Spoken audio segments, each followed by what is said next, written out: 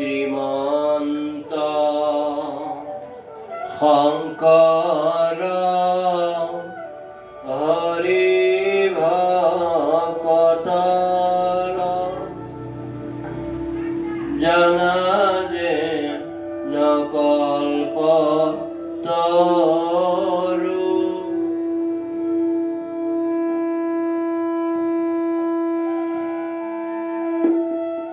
তাহান্ত বিনাই নাহি নাহি নাহি আমাৰ পৰম গুৰু ৰাম আমাৰ পৰম গুৰু নিগদতি সুত শুনা কথা বিপৰীত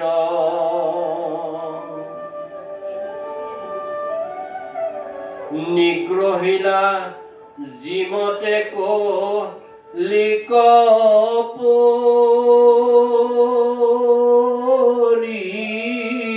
পৰীক্ষিত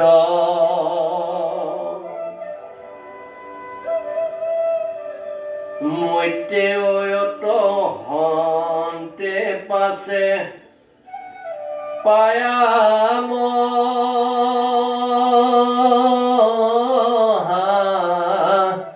জ্ঞান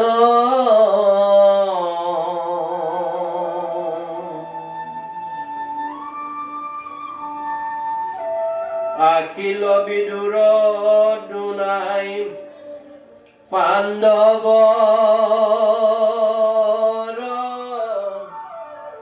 স্থান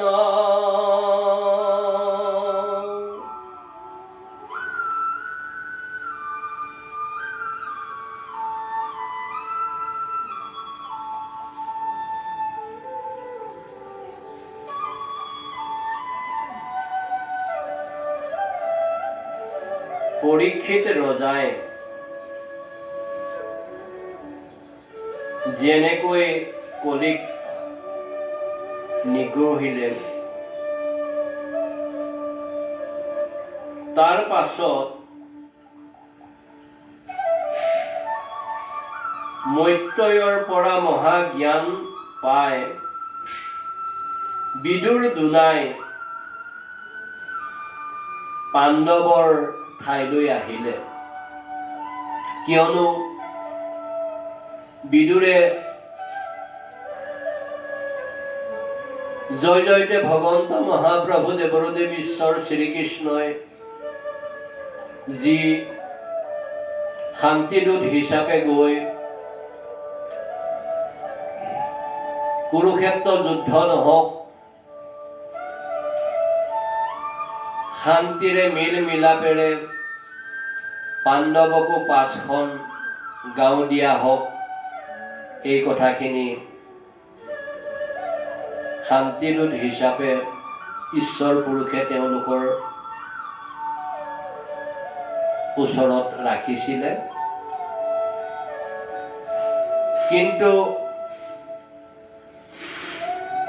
দুৰ্যোধন আৰু ধৃতৰাষ্ট্ৰৰ ফালৰ পৰা কোনো সঁহাৰি নাপালে।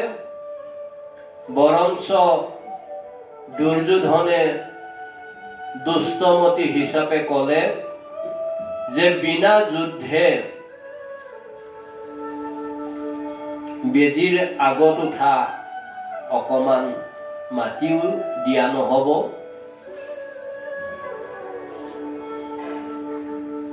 তেতিয়া বিদুৰৰ পৰাও পৰামৰ্শ সেই যুদ্ধ সংক্ৰান্তত লোৱাৰ সৌভাগ্য হৈছিলে। বিদুৰ প্ৰধানমন্ত্ৰী হিচাপে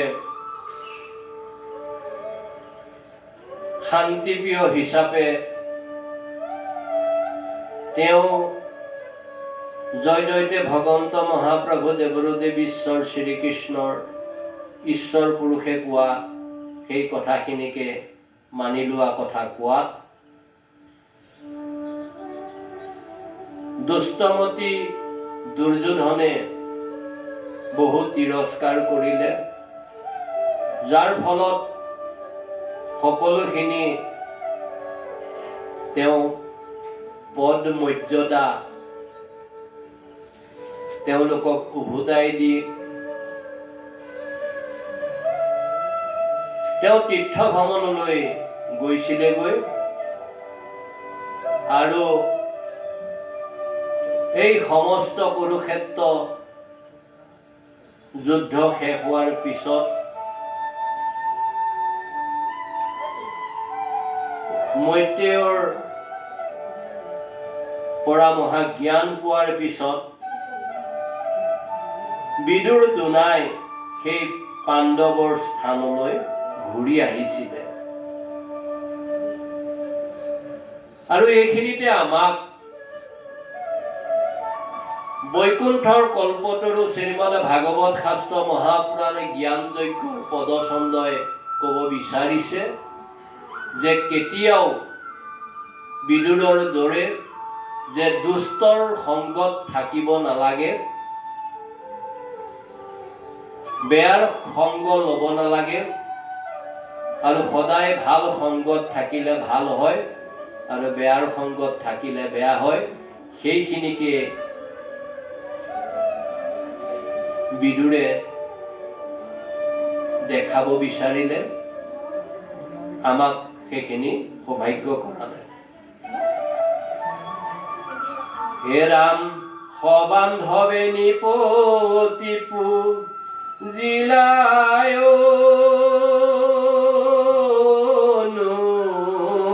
অনুৰাগে লয়াধিষ্ঠিত কপাই লানি ভাগে।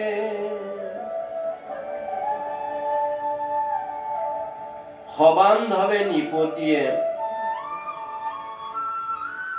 তেওঁক অনুৰাগেৰে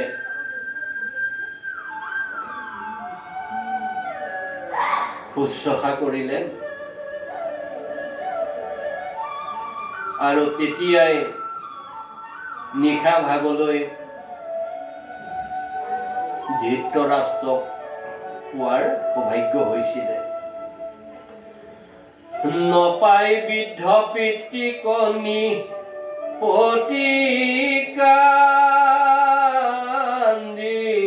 পতিকান্দিলন্ত নাৰদে কহিলা পাছে সকল বৃত্তান্ত।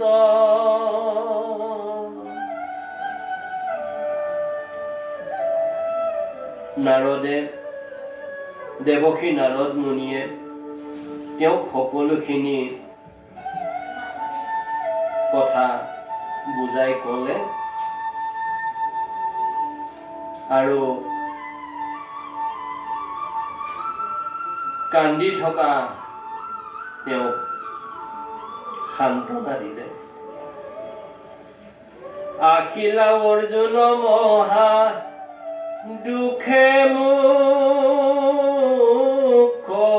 স্নান কহিলা কৃষ্ণৰ সিতু বৈকুণ্ঠ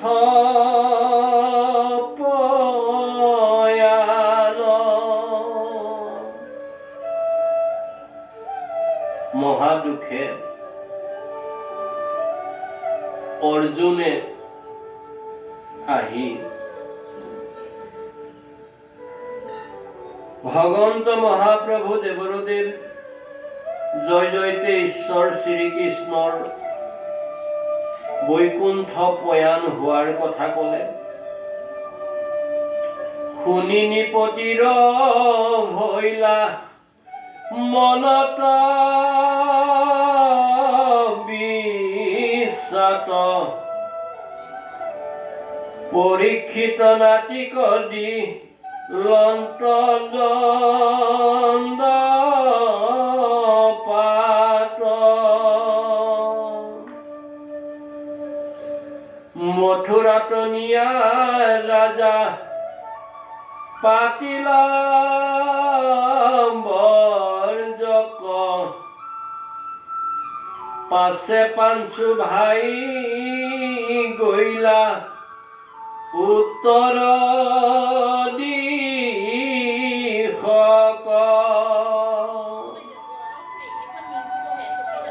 পৰীক্ষিতক ৰজা পাতি তাৰ পিছত পঞ্চ পাণ্ডৱ উত্তৰ দিশলৈ গমন কৰিলে। কৃষ্ণ কৃষ্ণ হে ৰাম জৰ পিশাচৰ যেন বিকৃত কুবেশ কৃষ্ণতে অৰ্পিয়া প্ৰাণ কৰিলা বিদেশ। তেতিয়া আৰু সেই উত্তৰ দিশে যোৱা পঞ্চ পাণ্ডৱৰ সেই ৰাজ পোচাক হওক অলংকাৰ হওক একো নাই, যেন তেওঁলোকৰ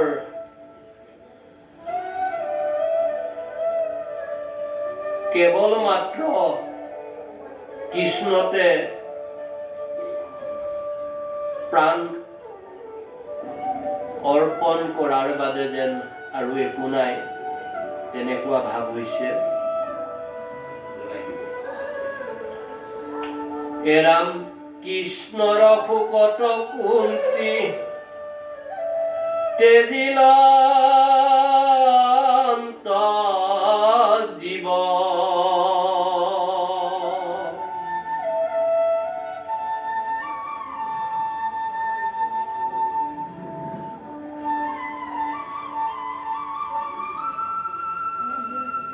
পাইলন্ত কৃষ্ণৰ পদ দুয়ুম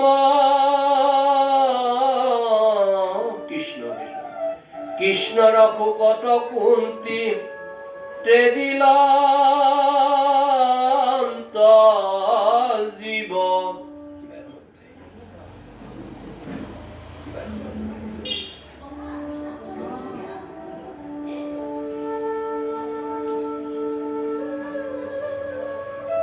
কৃষ্ণ স্মৰি মৰিলন্ত দ্ৰুপদ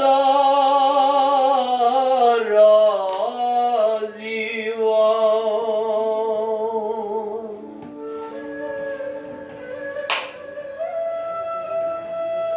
ভগৱন্ত মহাপ্ৰভু দেৱৰুদেৱ ঈশ্বৰ জয় জয়তে শ্ৰীকৃষ্ণৰ শোকত কুন্তি আয়ে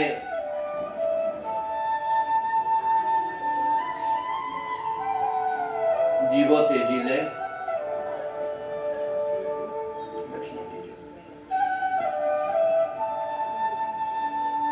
ঈশ্বৰ পুৰুষক কৃষ্ণক স্মৰি সেই দুৰ্পদৰ জীৱ মৰিলে।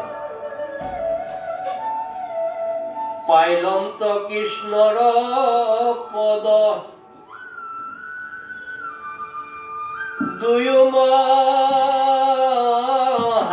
দুয়ুমহাপতি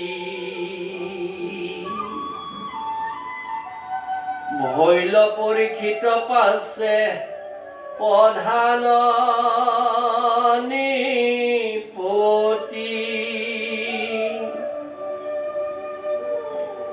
সেই দুয়ো মহাপতি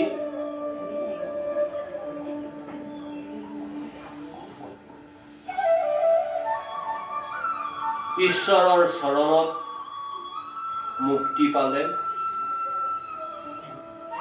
আৰু প্ৰধান নিপতি হিচাপে ৰজা হিচাপে পৰীক্ষিত ৰজা হ'ল। এৰাম সংসাৰে যাহাৰ ঘূৰা আকাশৰ পথে জিনিলন্ত জম্বুদ্বীপ ৰাজায়ে কেৰথে।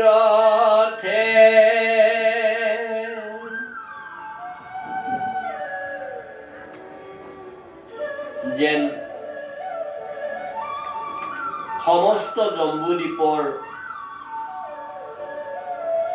জয় কৰি পৰীক্ষিত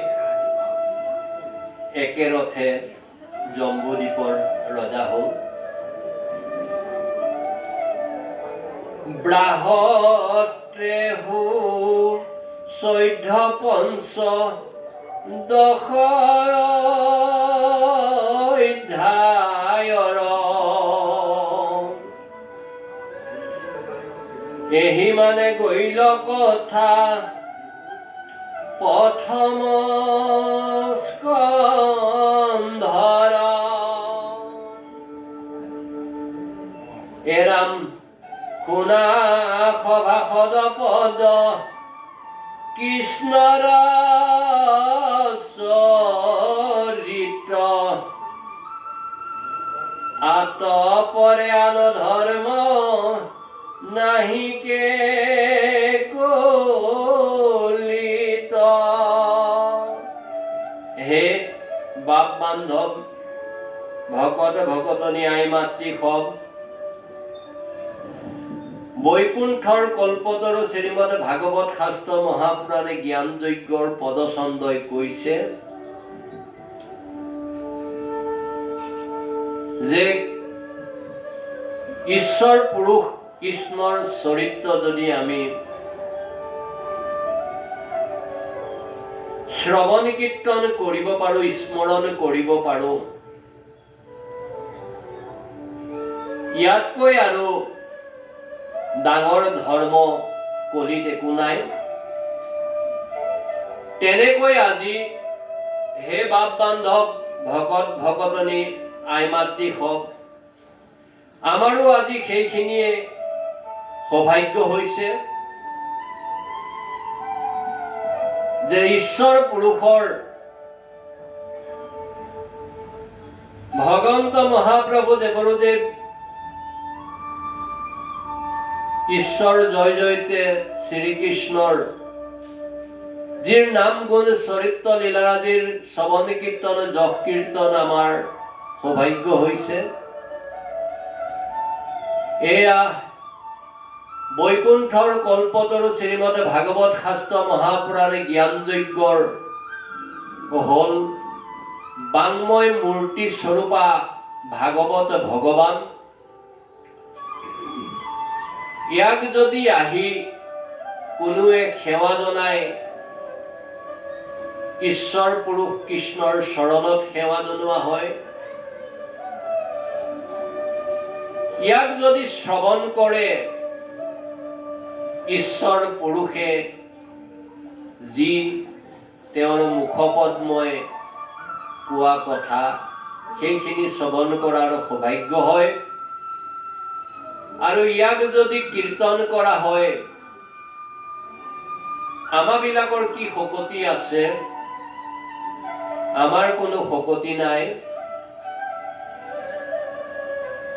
জয় জয়তে ভগৱন্ত মহাপ্ৰভু দেৱৰুদেৱ ঈশ্বৰ শ্ৰীকৃষ্ণ হৃদয় পংকজত থাকি মুখ পদ্মেৰে যি অকমান শ্ৰৱণ কীৰ্তন কৰোৱাইছে, গোৱাইছে, বোৱাইছে, সেইখিনিয়ে আমি একোটা খালী বাকচৰ দৰে আমাৰ ক'ব মাতিব পৰা বৈকুণ্ঠৰ কল্পতৰু শ্ৰীমদ ভাগৱত শাস্ত্ৰ মহাপুৰাণৰ ক্ষেত্ৰত আমাৰ একো শকতিয়ে নাই। গতিকে হৃদয় পংকজত থাকি হে বাপ বান্ধৱ ভকত ভকতনী আই মাতৃ হওক, তেওঁ যেনেকৈ কোৱাইছে, গোৱাইছে, বোৱাইছে সেইখিনিয়ে। আৰু প্ৰতিটো চৰাইৰ পাখি যেনেকুৱা সেই পাখিৰ জোৰতে যেনেকৈ যিমানখিনি উৰে আমিও তেনেকৈ যিকণ ঈশ্বৰ পুৰুষে তেওঁৰ নাম গুণ চৰিত্ৰ লীলাৰাজি বুলি পেলাই শ্ৰৱণ কীৰ্তন কৰোৱাৰ সৌভাগ্য কৰাইছে সেই শ্ৰীকৃষ্ণৰ গুণ গান চৰিত্ৰ নাম জপ লীলা সেইখিনি তেওঁৰে কৃপাতহে হৈছে আৰু সেইখিনিকে আজি ময়ূৰী আইগৰাকীয়ে হওক বা তেওঁলোকৰ পৰিয়ালেই হওক আৰু যিসকল ভকত ভকতনী বাপ বান্ধৱ আই মাতৃ খবৰ এই সকলোখিনি সৌভাগ্য হৈছে আৰু তেওঁলোকৰ জৰিয়তে যি সৌভাগ্য কৰোৱাইছে তাৰ কাৰণে আমি আজি বিয়াসৰ আসন ভাগৰ পৰা তেওঁলোকৰ সকলোৱে সুখ শান্তি আনন্দ সমৃদ্ধিৰে ভৰি পৰক বেমাৰ ব্যাধি দুখ বিষাদ সকলো দূৰ কৰক বুলি ঈশ্বৰ পুৰুষ শ্ৰীকৃষ্ণৰ চৰণত আমি ইয়াৰ পৰাই কৰজোৰে প্ৰাৰ্থনা জনাই সেইখিনি আশীৰ্বাদ সকলোকে দিয়ক বুলি আমি তেওঁৰ চৰণত প্ৰাৰ্থনা জনাইছোঁ। কৃষ্ণ কৃষ্ণ কৃষ্ণ। যদ্যপি চাণ্ডাল কলি পাপৰ ভাণ্ডাৰ তথাপিতো আছে আত মহাগুণ সাৰ।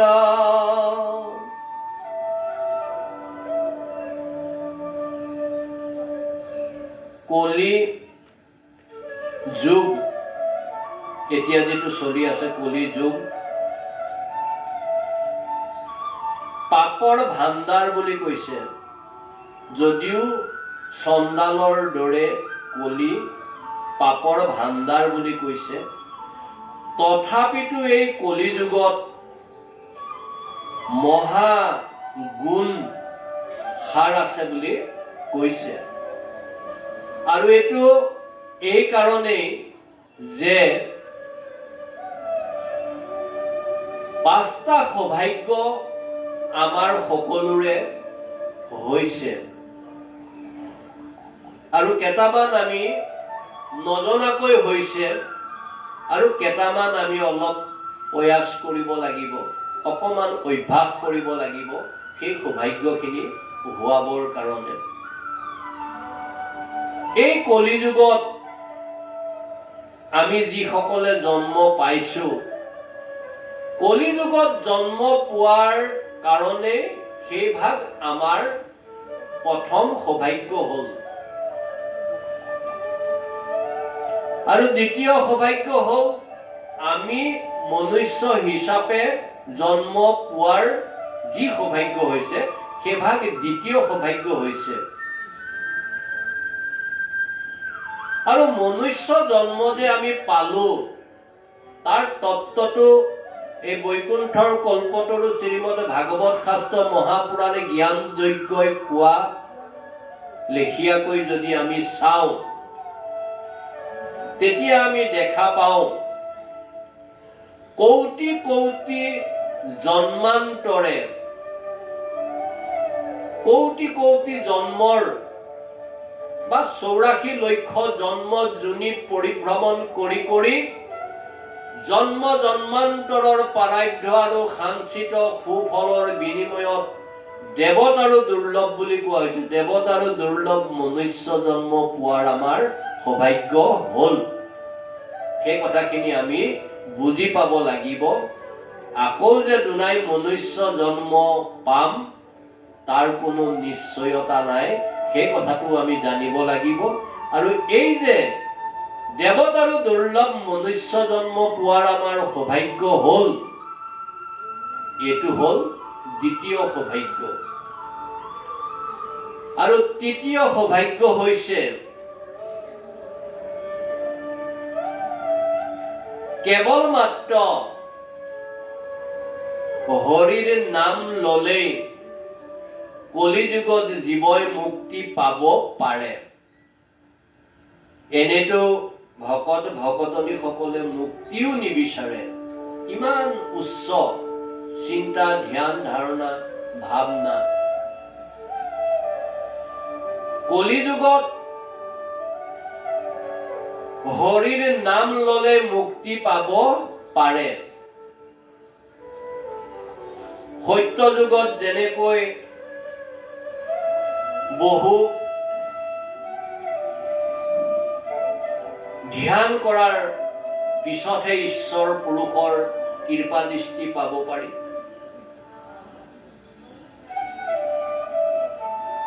ত্ৰেতা যুগত যেনেকৈ বহুত যজ্ঞ কৰিলেহে, বহুত ধন ধান টকা পইচা খৰচৰ কথা আছে, বহুত ডাঙৰ ডাঙৰ যজ্ঞ কৰিলেহে ঈশ্বৰ পুৰুষৰ কৃপা দৃষ্টি পাব পাৰি।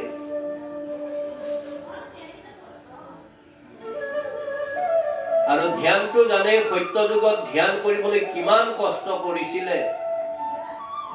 হিৰণ্যকশিপুৰকে আদি কৰি তেওঁলোকে নাখাই নবৈ ভৰিৰ বুঢ়া আঙুলিৰ ওপৰত গোটেই শৰীৰৰ ভৰ দি পেলাই ঈশ্বৰক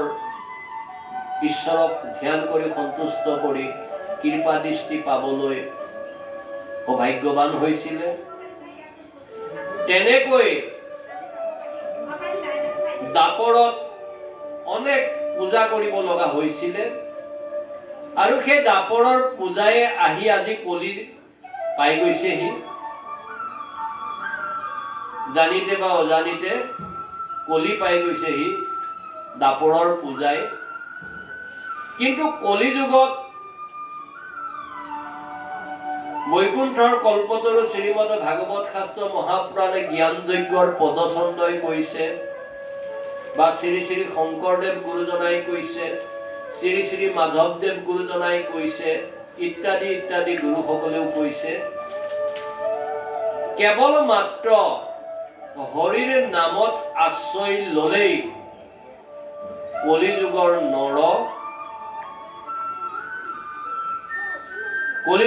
নৰই ঈশ্বৰ পুৰুষৰ কৃপা দৃষ্টি পাব পাৰে।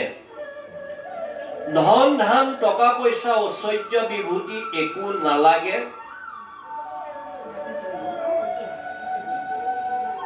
যদি একো নাই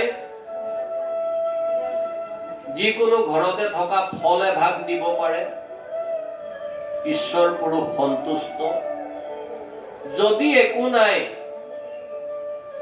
পত্ৰ এভাগ, যিকোনো পাত এখিলা, তাতে তেওঁ সন্তুষ্ট। যেনেকৈ আমি পাণ তামোল তেনেকৈ আগবঢ়াই দিওঁ ঈশ্বৰৰ চৰণত, যদি তাকো নাই ফুল অকমান দিলেও ঈশ্বৰ পুৰুষ সন্তুষ্ট হ'ব বুলি বৈকুণ্ঠৰ কল্পতৰু শ্ৰীমদ ভাগৱত শাস্ত্ৰ মহাপুৰাণে জ্ঞান যজ্ঞ পদচন্দই, ভাগৱতৰ পদচন্দই কৈছে। যদি তাকো পোৱা নাই,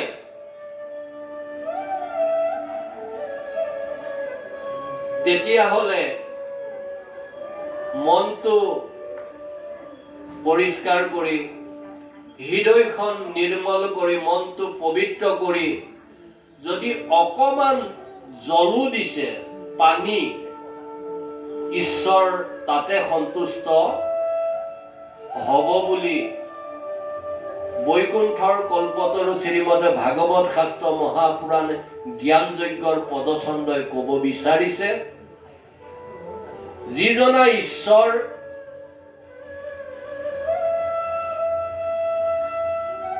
বৈকুণ্ঠৰ মালিক, বা তেনেকুৱা 7খন বৈকুণ্ঠ, স্বৰ্গ ব্ৰহ্মলোকলৈকে আদি কৰি বৈকুণ্ঠৰ মালিক, এই পৃথিৱীৰ মালিক মৰ্ত্য, আৰু তেনেকৈ সাতখন পাতালৰ মালিক, অতল বিতল তলাতল সুতল ৰসাতল ইত্যাদি। স্বৰ্গ মৰ্ত্য পাতালৰ তিনি তলৈকৰ যিজন মালিক, তেওঁ অকল তিনি তলৈকৰে মালিক নহয়, পৃথিৱীৰ দৰে অনেক গ্ৰহ নক্ষত্ৰ যদি চোৱা যায়, পৃথিৱীতকৈও ডাঙৰ ডাঙৰ এই সকলোবিলাক লগ কৰি দিলে এখন বিশ্ব ব্ৰহ্মাণ্ড হয়। তেওঁ সেই বিশ্ব ব্ৰহ্মাণ্ডৰ মালিক, আৰু তেওঁ সেই এখন বিশ্ব ব্ৰহ্মাণ্ডৰ মালিকে নহয়, তেনেকুৱা কৌটি কৌটি বিশ্ব ব্ৰহ্মাণ্ডৰ যিজন মালিক, তেওঁক আমি কি দি সন্তুষ্ট কৰিম? তেওঁৰ কি নাই, কি অভাৱত আমাৰ বহুত বিচৰা এগছি বন্তি, বহুত বিচৰা 10 টকীয়া এপেকেট ধূপৰ কাৰণে তেওঁ বাট চাই থকা নাই। তাৰ বিনিময়ত আমিতো বহুত বিচাৰো। তেওঁ মনতে ভাবে যে এই সকলো ভিক্ষাৰী আহি বন্তি এগছ জ্বলাই দিছে, তাকো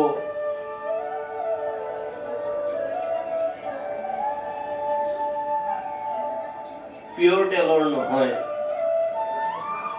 10 টকীয়া ধূপ এপেকেট জ্বলাই দিছে, কিন্তু মোৰ পৰা লাখ লাখ কোটি কোটি টকাৰ বস্তু বিচাৰিছে।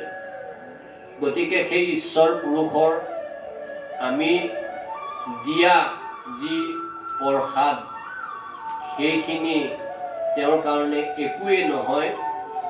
তেওঁ বিচাৰিছে পবিত্ৰ মন এটা, নিৰ্মল হৃদয় এখন লৈ মোক অকণমান জলকে দিয়ক, মই সন্তুষ্ট। আৰু সেইখিনি যেতিয়া শান্তিদূত হিচাপে কুৰুক্ষেত্ৰ যুদ্ধ হ'ব নালাগক বুলি তেওঁ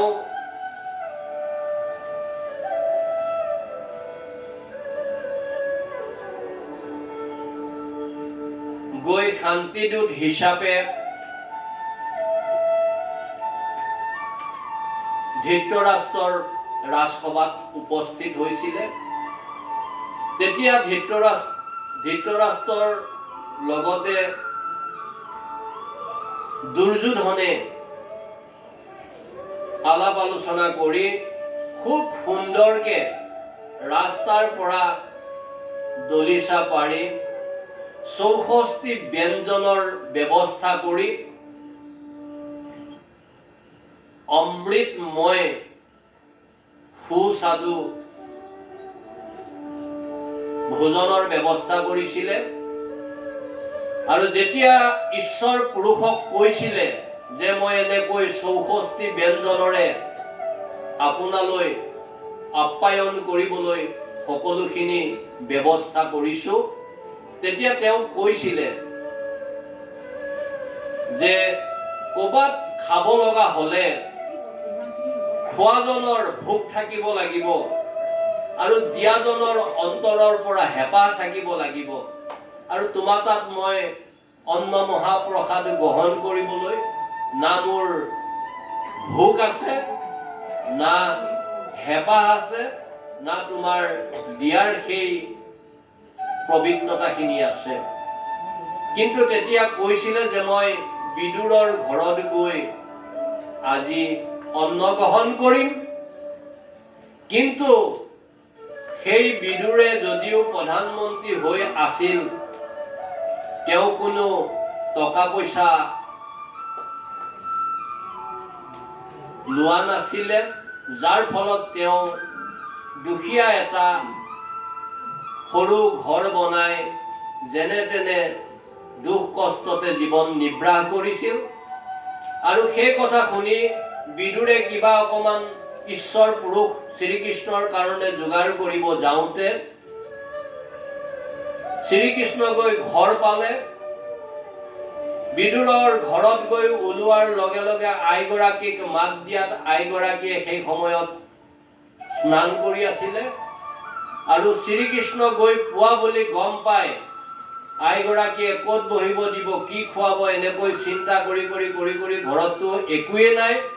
পিছত কল এটা পালে, আনি বখলিয়াই শ্ৰীকৃষ্ণক খুৱাই আছে। আৰু বিদুৰ যে আহি পাই দেখিলে যে শ্ৰীকৃষ্ণক আইগৰাকীক কৈছে তুমি নোখোৱাবা, শ্ৰীকৃষ্ণই কৈছে নাই মোক খুৱাও, মই খুব শান্তিৰে অমৃত মোৰ ভক্তৰ হাতেৰে খাই আছো। আৰু তেতিয়া বিদুৰে ক'লে যে কলটোচোন মাটিতে পেলাই দিলে, বাকলিটোহে খুৱাই আছে। তেতিয়া কৈছে ঈশ্বৰ পুৰুষে যে মই বহুত ভক্তৰ হাতত বহু ধৰণৰ পঞ্চমিত খালোঁ, কিন্তু ইমান সোৱাদ পোৱা নাই, আইগৰাকীয়ে মোক যে বাকলিটো খুৱাই আছে। তাৰমানে তেওঁ শ্ৰীকৃষ্ণৰ ভক্তিত বিভোৰ হৈ কলটো বখলিয়াই কল ক'ত পেলালে, কলটো খুৱাব লাগে কিন্তু কল খোৱা বাদ দি বাকলিটোকে খুৱাই আছে। আৰু শ্ৰীকৃষ্ণ ঈশ্বৰ পুৰুষে তাকে অমৃত পান কৰাৰ দৰে প্ৰাণ কৰি আছে। আৰু সেইখিনিকে আমাক বুজাব বিচাৰিছে যে আমি এই যি ঈশ্বৰৰ চৰণত ভক্তি কৰোঁ, সেই ভক্তি অবিৰত অহেতুকী সপ্ৰেম অনন্য ৰসময় নিষ্কাম ভকতি হ'ব লাগে। তেতিয়াহে ঈশ্বৰ পুৰুষে সেইখিনি গ্ৰহণ কৰে।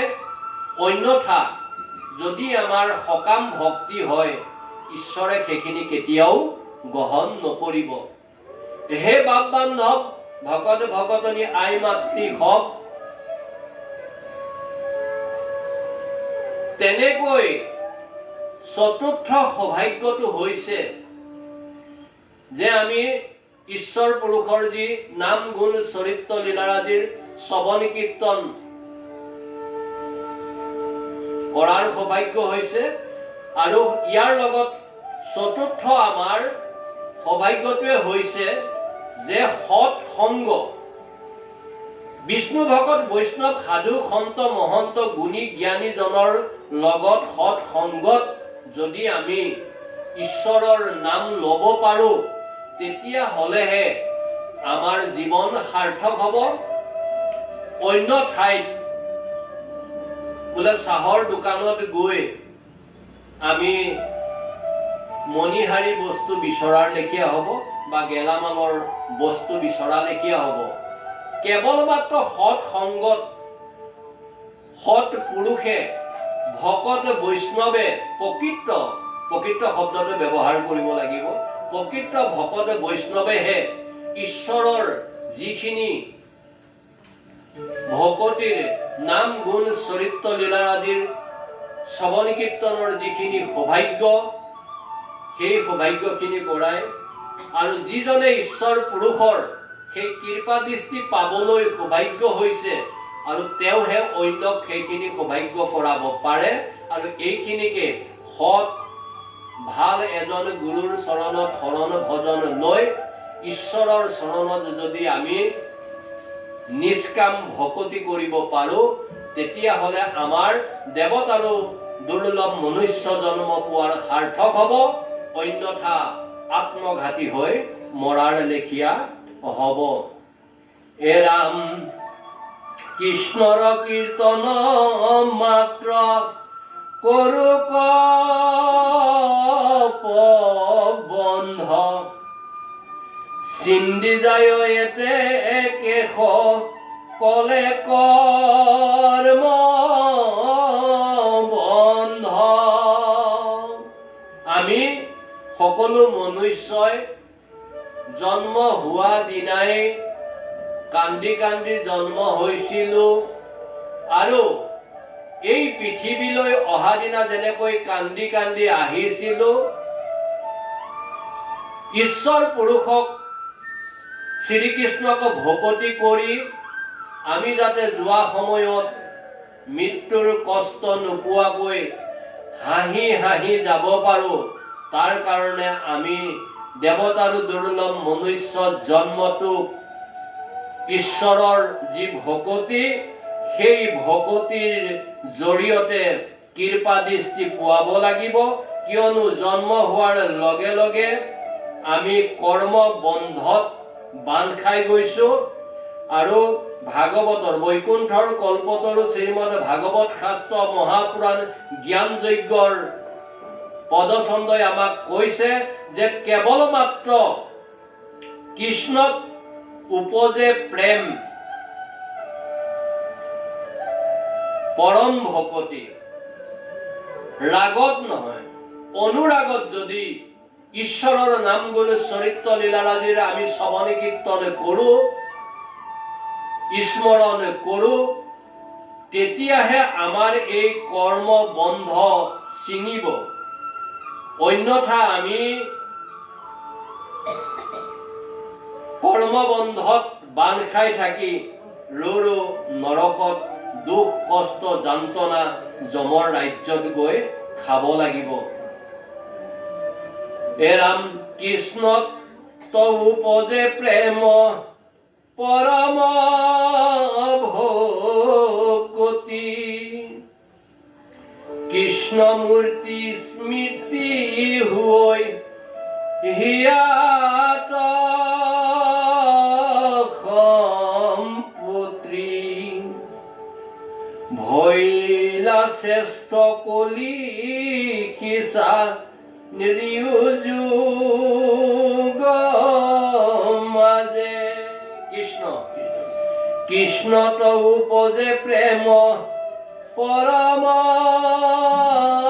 ভকতি, কৃষ্ণ মূৰ্তি স্মৃতি হৈ হিয়াত প্ৰতি। আমি যে হৰিৰ নাম লওঁ, নাম গুণ গাওঁ, ঈশ্বৰ পুৰুষৰ আমি নাম লৈ থাকো, কিন্তু নাম ল'ব যাওঁতে ভকত বৈষ্ণৱ বাপ বান্ধৱ আই মাতৃ হবে এটা কথা সদায় মনত ধ্যান কৰি ল'ব লাগে, মুখে লোৱা নাম হৃদয়ত ৰূপ। যদি ঈশ্বৰ পুৰুষৰ যেতিয়া ভকতি কৰা যায়, তেওঁৰ নাম লোৱা যায়, তেওঁক যদি আমি সন্মুখত আনিব নোৱাৰো, হৃদয়ত যদি থাপনা পাতি তেওঁক বহাব নোৱাৰো, হাজাৰ নাম লৈ থাকিলেও একো কামত নাহিব। সেইটো কেনেকুৱা যে লেতেৰা কাপোৰখন ধুয়ে আছে ঠুকুচি ঠুকুচি, চাৰ্ফো দিয়া নাই চাবোনো দিয়া নাই। যদি চাৰ্ফো দিয়া নাই চাবোনো দিয়া নাই, সেই ইমান লেতেৰা কাপোৰখন লেতেৰা হৈ থাকিব।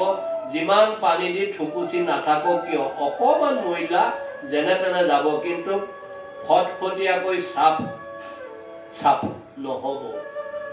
সেই কথাখিনি বৈকুণ্ঠৰ কল্পতৰু শ্ৰীমদ ভাগৱত শাস্ত্ৰ মহাপুৰাণ জ্ঞান যজ্ঞত কৈছে যে ঈশ্বৰৰ নাম গুণ চৰিত্ৰ লীলাৰাজিৰ যেতিয়াই শ্ৰৱণ কীৰ্তন কৰোঁ, যেনেকে আমি দিহা নাম লওঁ, আমাৰ সন্মুখত ভগৱন্ত মহাপ্ৰভু দেৱৰুদেৱ জয় জয়তে ঈশ্বৰ শ্ৰীকৃষ্ণৰ মূৰ্তি ভাগক আনি হৃদয়ত স্থাপনা কৰি লৈ মুখে নাম ল'লে, তেতিয়াহে আমাৰ সেই নাম লোৱা কামত আহিব। তাৰমানে চাৰ্ফ চাবোন দি যেনেকে কাপোৰ ধুই দিলে ফটফটীয়াকৈ চাফা হয়, তেতিয়াহে আমাৰ সেই নামে কাম দিব। অন্যথা আমি নাম বহুত লৈ থাকিলেও একো নহ'ব। আৰু সেইখিনি একেদিনাই নহয়, আমি অভ্যাস কৰিব লাগিব। অভ্যাস কৰিলেহে বোলে অভ্যাসৰ নৰ কৰ্ণ পথে কৰে শৰ। এনেই কাৰ মাৰিলে মানুহটোৰ গাটো নালাগিব। যদি অভ্যাস কৰে সেই মানুহজনৰ কাণৰ ফুটাই দিও কাৰ মাৰিব পাৰিব। অভ্যাসৰ নৰ কৰ্ণ পথে কৰে শৰ, ঘঁহি থাকিলে শিলুক হৈ যায়। চেষ্টাৰ অসাধ্য একো নাই। সেই কথাখিনি আমি চিন্তি পেলাই ভকত বৈষ্ণৱ আই মাতৃ হবে নাম ল'লে আমাৰ উপকাৰ হ'ব। আমি সেইখিনি অভ্যাস কৰিব লাগিব।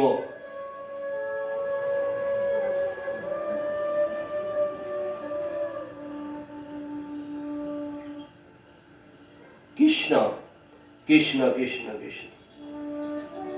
হে ৰাম ভৈলা শ্ৰেষ্ঠ কলি সিচা নিৰ্যোগ মাজে প্ৰশংসে কলিক মহা মহন্ত মাজে। সত্যযুগ, ত্ৰেতা যুগ, দ্বাপৰ যুগ আৰু কলি যুগ, এই চাৰিটা যুগৰ ভিতৰত মহামহন্তসকলে কলি যুগক এই কৈ অহা কথাখিনি যে ঈশ্বৰৰ নাম কায় বাক্য মনে একমনে একচিতে ৰসময় নিষ্কাম ভকতিৰে ছয়ৰিপু কাম কোট লোভ মোহ মদ মাচৰ্যক দমন কৰি দশ ইন্দ্ৰিয়ক সংযম কৰি মন বুদ্ধি চিত্ৰ অহংকাৰ নিয়ন্ত্ৰণ কৰি যদি আমি ল'ব পাৰো, তেতিয়াহ'লে কলি যুগত আমাৰ সিমানতেই দেৱতাৰো দুৰ্লভ মনুষ্য জন্ম পোৱাৰ সাৰ্থক হ'ব। আৰু সেইকাৰণে চাৰিটা যুগৰ ভিতৰত কলি যুগক শ্ৰেষ্ঠ বুলি মহামহন্তসকলে কয়। কৃষ্ণ কৃষ্ণ। আৰু নাম বুলি কওঁতে আমি লোভকণ সামৰিব পৰা নাই। আৰু আইসকলেতো গাবই, আৰু আইসকলে ৰেডি হ'লে আমি সামৰিম, আইসকলে নাম গাব পাৰিব। সেইকাৰণে আইসকলক কৰজোৰে প্ৰাৰ্থনা জনাই তেওঁলোকে আসন গ্ৰহণ কৰিলে, আমাক এইপিনে আজ্ঞা দিলে আমি সামৰিব পাৰিম। আৰু তেতিয়া আইসকলে নাম ল'ব পাৰিব। নহ'লে এনেকৈ থাকোঁতে ৰাতি হৈ যাব, আমাক যাতে দায়দোষ অপৰাধ নধৰে। নাম বুলি কওঁতে আমি আমাৰ মনটোক সামৰিব পৰা নাই, লোভীয়া মানুহ নহয় জানো? কৃষ্ণ কৃষ্ণ। কলিয়া কলিয়া বুলি মাৱে পাৰে গালি, কলিয়া নহওঁ মই কৃষ্ণ বনমালী। বান্ধৱ কৃষ্ণ। কলিয়া কলিয়া বুলি মাৱে পাৰে গালি, কলিয়া নহওঁ মই কৃষ্ণ বনমালী। কৃষ্ণ ধৰ্ম অৰ্থ কাম মুখ্য কীৰ্তনতে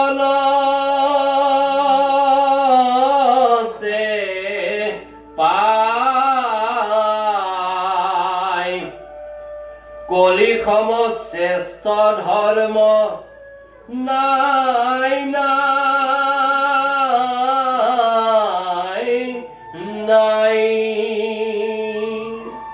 দেৱতাৰো দুৰ্লভ যি মনুষ্য জন্ম পালো, 84 লক্ষ জন্মজনী পৰিভ্ৰমণ কৰি কৰি জন্ম জন্মান্তৰৰ প্ৰাধ্য আৰু সাঞ্চিত সুফলৰ বিনিময়ত যি দেৱতাৰো দুৰ্লভ মনুষ্য জন্ম পোৱাৰ সৌভাগ্য হ'ল, সেই মনুষ্য জন্ম পোৱাৰ লগে লগে আমাৰ ধৰ্ম অৰ্থ কাম মুখ্য এই সমস্ত আমি পোৱাৰ সৌভাগ্য হ'ব লাগিব। আৰু বৈকুণ্ঠৰ কল্পতৰু শ্ৰীমদ ভাগৱত শাস্ত্ৰ মহাপুৰাণ জ্ঞান যজ্ঞই কৈছে যে এই সমস্ত ধৰ্ম অৰ্থ কাম মুখ্য কেৱল মাত্ৰ কৃষ্ণৰ কীৰ্তনতে পোৱা যায়। ভগৱন্ত মহাপ্ৰভু দেৱদেৱ ঈশ্বৰ শ্ৰীকৃষ্ণৰ নাম গুণ চৰিত্ৰ লীলাৰাজিৰ যি শ্ৰৱণ কীৰ্তন জপ কীৰ্তন লীলা কীৰ্তন এই সমস্ত ধৰ্ম অৰ্থ কাম মুখ্য পোৱাৰ সৌভাগ্য হয়। আৰু সেইকাৰণে কলি কৈছে যে কলি সম শ্ৰেষ্ঠ ধৰ্ম নাই নাই নাই তিনিবাৰ কৈছে। যদিও চাৰিটা যুগ, সত্য যুগ, ত্ৰেতা যুগ, দ্বাপৰ যুগ আৰু কলি যুগ, এই চাৰিটা ভিতৰত কলি যুগেই শ্ৰেষ্ঠ, কিয়নো ধৰ্ম অৰ্থ কাম মুখ্য কীৰ্তনতে পোৱাৰ সৌভাগ্য হয়। আৰু সেই কীৰ্তন পবিত্ৰ মন এটা, নিৰ্মল হৃদয়, ঈশ্বৰ পুৰুষক সাক্ষাতে লৈ হৃদয়ত তেওঁক আসন দি যদি সত্য শুদ্ধভাৱে কায় বাক্য মনে ঈশ্বৰৰ নাম, হৰিৰ নাম আমি শ্ৰৱণ কীৰ্তন কৰাৰ সৌভাগ্য হয়। ধৰ্ম অৰ্থ কাম মুখ্য সেই কীৰ্তনতে পোৱাৰ সৌভাগ্য হ'ব বুলি বৈকুণ্ঠৰ কল্পতৰু শ্ৰীমদ ভাগৱত শাস্ত্ৰ বাংময় মূৰ্তি স্বৰূপা ভাগৱত ভগৱানে তেওঁৰ পদচন্দই আমাক ক'ব বিচাৰিছে।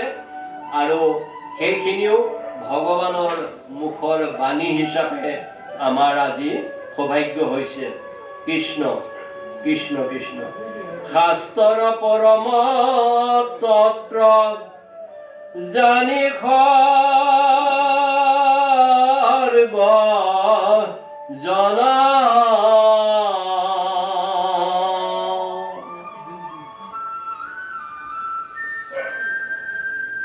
কৰিও কৃষ্ণৰ নিতে শ্ৰৱণ কীৰ্তন। হে বাপ বান্ধৱ, ভকত ভকতনী, আই মাতৃ সব, এই সকলোখিনি ভাগৱত ভগৱান বৈকুণ্ঠৰ কল্পতৰু এই মহাভাগৱত শাস্ত্ৰভাগে পদচন্দই আমাক বুজালে। সেই কথাখিনিকে জানি যে এই ভাগ বৈকুণ্ঠৰ কল্পতৰু শাস্ত্ৰ পৰম তত্ত্ব সকলোৱে আজি জনাৰ সৌভাগ্য হ'ল। আৰু সেইখিনি জানি কৰিও কৃষ্ণৰ নিতে শ্ৰৱণ কীৰ্তন। ভগৱন্ত মহাপুৰুষ দেৱৰুদেৱ ঈশ্বৰ শ্ৰীকৃষ্ণৰ জয় জয়তে যদি শ্ৰীকৃষ্ণৰ নাম গুণ চৰিত্ৰ লীলাৰাদিৰ শ্ৰৱণ কীৰ্তন, লীলা কীৰ্তনৰ আমি সৌভাগ্য কৰিব পাৰোঁ, তেতিয়াহ'লে এই কীৰ্তনৰ জৰিয়তে আমাৰ সমস্ত ধৰ্ম অৰ্থ কাম মুখ্য পোৱাৰ সৌভাগ্য হ'ব। কৃষ্ণ অপ্ৰয়াসে সাধে সিদ্ধি মহাহৰি নাম।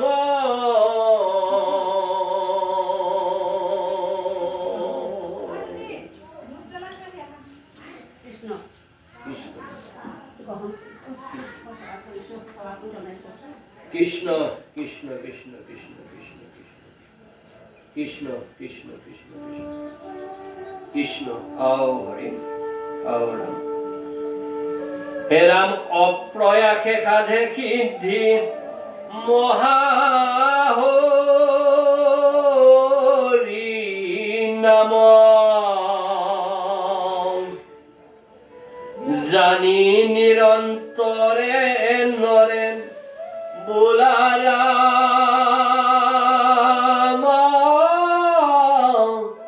রাম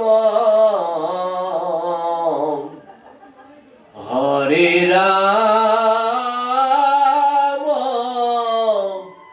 রাম রাম কৃষ্ণ শঙ্কর গুরু হরে রাম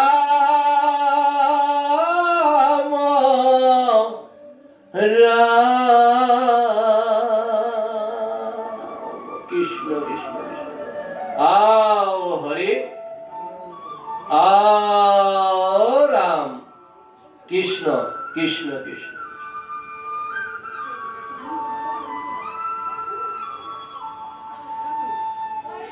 আইসকল আহি ইয়াত বহিলে আপোনালোকে ক'লে আৰু নামভাগ গাব পাৰিব, আমি এফালে ৰাখি দিব পাৰিম। আৰু নহ'লে এনেকৈ থাকোঁতে ৰাতি হ'বগৈ 12টা বাজি গ'লেও কিন্তু আমাক নুদুখিব। কৃষ্ণ কৃষ্ণ। মই আধ্যা পেলালো, এতিয়া কথা হ'ল আপোনালোকে অহালৈকেহে মই এনেই গাই থাকিম দেই। কৃষ্ণ ঈশ্বৰৰ নাম গুণ বুলি এনেই ৰৈ থাকিলে বেয়া লাগিব যে, সেইটো কাৰণে কৃষ্ণ। পৃথিৱী আৰু ধৰ্মৰ কথোপকথন। পৃথিৱী আৰু ধৰ্মই যে কথোপকথন কৰিছিলে, সেই কথাটো আমাৰতো সৌভাগ্য। তেনেকৈ ধৰক ভকত বৈষ্ণৱ বাপ বান্ধৱ আই মাতৃ সকলৰ কিছু কিছু ধৰক হোৱা নাই। সেই কথাখিনি আমাৰ আজি সৌভাগ্য হ'ব। কিনো আলোচনা কৰিলে? পৃথিৱী আৰু ধৰ্মই ছবি। ইয়ালৈ আহিলে বৈকুণ্ঠৰ কল্পতৰু শ্ৰীমতে ভাগৱত শাস্ত্ৰ মহাপুৰাণী জ্ঞান যজ্ঞ জৰিয়তে এই যি বাংময় মূৰ্তি স্বৰূপা ভাগৱত ভগৱানৰ যিখিনি কথা, সেইখিনি আমাৰ এনেকৈ শুনাৰ সৌভাগ্য হ'ব। অন্যথা আমি সেইখিনি কথাৰ পৰা বঞ্চিত হৈ থকা হয়। আৰু হয়ো বিশেষকৈ আমি স্বীকাৰ কৰিবই লাগিব, ময়ূৰী আইগৰাকী আৰু তেওঁলোকৰ সপৰিয়ালে স্বামীকে আদি কৰি যিমানখিনি চেষ্টা যত্ন পুৰুষাৰ্থ কৰি আজি আমাক এইখিনি ঈশ্বৰ পুৰুষৰ নাম গুণ চৰিত্ৰ লীলাৰাজিৰ শ্ৰৱণ কীৰ্তন যশ কীৰ্তন লীলা কীৰ্তনৰ সৌভাগ্য কৰিলে। হে বাপ বান্ধৱ ভকত ভকতনী আই মাতৃ সব, আজি এই অনুষ্ঠান ভাগ দ্বিতীয় বৈকুণ্ঠ পুৰী হেন কৰালে। আমিও হয়তো এই সময়খিনিত আপোনালোকে জানে অ'ত দোকানে বজাৰে ৰাস্তা পদূলিয়ে থিয় দাঙা দি পেলাই থাকিলো হৈ, তাৰ ঠাইত আজি আহি ঈশ্বৰৰ নাম গুণ চৰিত্ৰ লীলাৰাজিৰ অমৃত পান কৰাৰ সৌভাগ্য হৈছে। তাৰ কাৰণে এই পৰিয়ালটোক আমাৰ এই ব্যাসৰ আসন ভাগৰ পৰা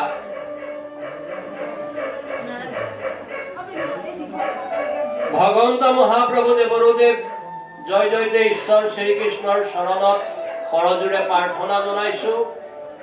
তেওঁলোকৰ সকলোটিকে ঈশ্বৰ পুৰুষে কৃপা দৃষ্টি বৰ্ষণ কৰক, সুখ শান্তি আনন্দ সমৃদ্ধি এই সকলোখিনি সৌভাগ্য কৰাওক। আৰু লগতে বিশ্বৰ শান্তিৰ কাৰণে এই ভাগৱত ভাগ আমাৰ ইয়াৰ পৰাই ঈশ্বৰ পুৰুষৰ চৰণত শ্ৰৱণ কীৰ্তন যশ কীৰ্তন লীলা কীৰ্তনৰ সৌভাগ্য কৰা হৈছে। আৰু ইয়াৰ লগতে একাষাৰ আমি নকলে আমাৰ অপৰাধ হ'ব যে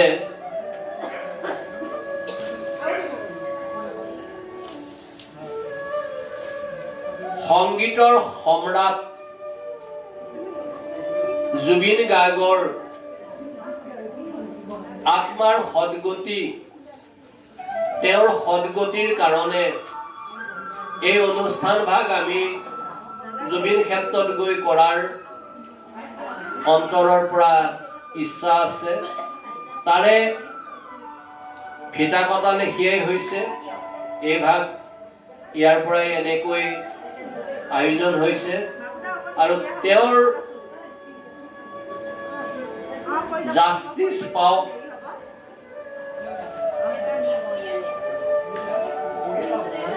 ঈশ্বৰ পুৰুষে সেইখিনি সৌভাগ্য কৰক। হিয়াৰ আমঠু সেইজনা মানৱ দৰদী জুবিন গাৰ্গ, মানুহক ভাল পোৱা এজন খিয়ালী মনৰ সঁচা অৰ্থৰ মানুহ, জীৱ জন্তুক ভাল পোৱা, অত্যন্ত ভাল পোৱা এজন পুৰুষ, মহাপুৰুষ। পুৰুষ বুলি ক'লে কম কোৱা হ'ব। আৰু গছ গছনিকে আদি কৰি পৃথিৱীখনক ভাল পোৱা, অসমখনক ভাল পোৱা এজন মহাপুৰুষ।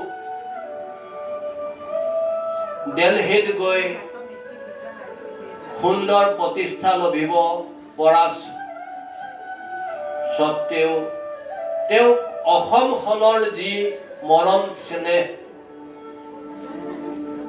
টানি লৈ আনিলে আৰু জাতিটোৰ কাৰণে সৰুৰ পৰা ডাঙৰলৈ বৃদ্ধলৈ কাৰ কাৰণে তেওঁ চিন্তা কৰা নাই, কাৰ কাৰণে তেওঁ যোৱা নাই। সকলোকে যেনেধৰণে যাক যি কৰিব লাগে, দুখীয়া নিচলা দৰিদ্ৰজনক তেওঁ যিখিনি সহায় সহযোগ কৰিলে। আৰু শ্ৰী শ্ৰী শংকৰদেৱ গুৰুজনাৰ, শ্ৰী শ্ৰী মাধৱদেৱ গুৰুজনাৰ ধৰ্ম প্ৰচাৰৰ লগত সংগতি ৰাখি তেওঁ সেই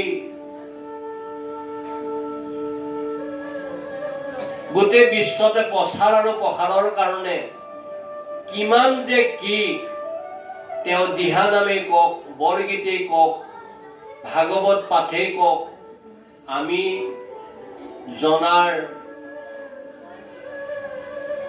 বহুত ওপৰত তেওঁ এই সকলোখিনি কৰি গৈছে। আৰু যাৰ ফলত তেওঁ আজি সকলোৱে বিশ্বৰ ভিতৰতে সকলোৱে ভাল পোৱা এজন মহামানৱ, খিয়ালী মনৰ এজন মানুহ, জাতিৰ হিয়াৰ আমঠু।